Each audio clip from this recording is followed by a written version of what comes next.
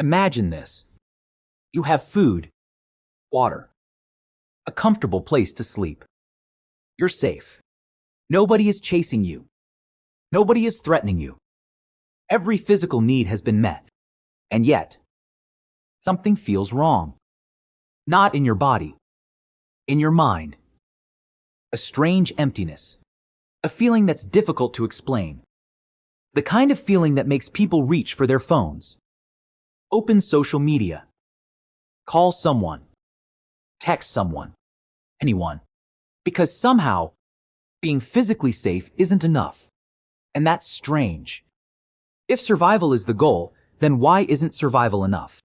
Why would a human being surrounded by comfort still feel miserable? The answer may reveal something surprising about our species. Because loneliness isn't simply an emotion. It's a signal.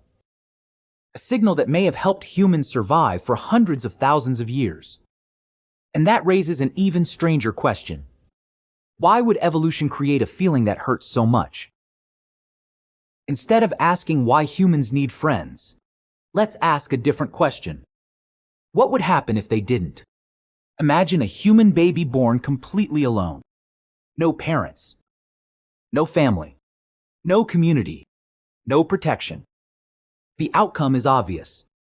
The child wouldn't survive. But here's what many people forget. Humans don't stop depending on others when they grow up. For most animals, adulthood means independence. For humans, adulthood means cooperation. And that difference changed everything. Because humans were never the strongest animals. We weren't the fastest. We weren't the largest. We didn't have claws. We didn't have fangs. We couldn't outrun danger. So how did humans become the most successful species on Earth? The answer wasn't strength. It was each other. Imagine being injured 10,000 years ago. You can't hunt. You can't travel. You can't defend yourself. Alone, that injury could be a death sentence. But if someone stayed behind to help you, everything changed. And this wasn't rare. Archaeologists have discovered ancient humans who survived severe injuries for years. Broken bones. Missing limbs. Serious disabilities. Injuries that should have been fatal. Yet they lived. How? Someone cared for them. Someone shared food. Someone protected them. Someone stayed. And that simple act may have become one of humanity's greatest advantages. Here's something unsettling. Your brain doesn't completely distinguish between physical pain and social pain. Being rejected. Being excluded. Being ignored. These experiences activate some of the same neural systems involved in physical suffering. Think about that. Evolution could have chosen any signal. Fear, stress, anxiety. Yet loneliness hurts. Why?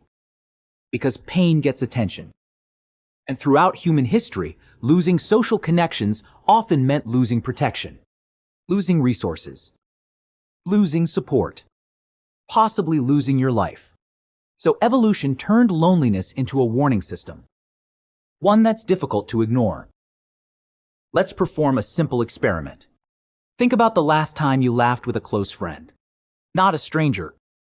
Not someone online. A real friend. Someone you trust. The memory probably feels different. Warmer. Safer. More meaningful. That's because friendship isn't happening only in your mind. It's happening in your biology. Every meaningful social connection leaves traces inside the brain. Invisible rewards designed by evolution itself.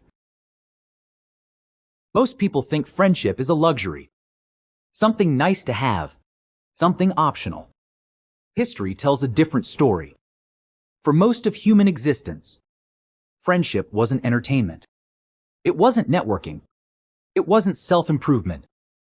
It was survival. A friend could warn you about danger, share food during hardship, protect your family, help you recover, help you endure. And perhaps that's why loneliness still hurts today. Not because something is wrong with you, but because the human brain still remembers a world where being alone was dangerous. The predators may be gone. The forests may be gone. The ancient camps may be gone. But the feeling remains. A message carried across thousands of generations. A reminder that humans were never meant to face the world alone. Because our greatest invention wasn't fire. It wasn't agriculture. It wasn't technology. It was cooperation. It was trust. It was friendship. And that's the human echo.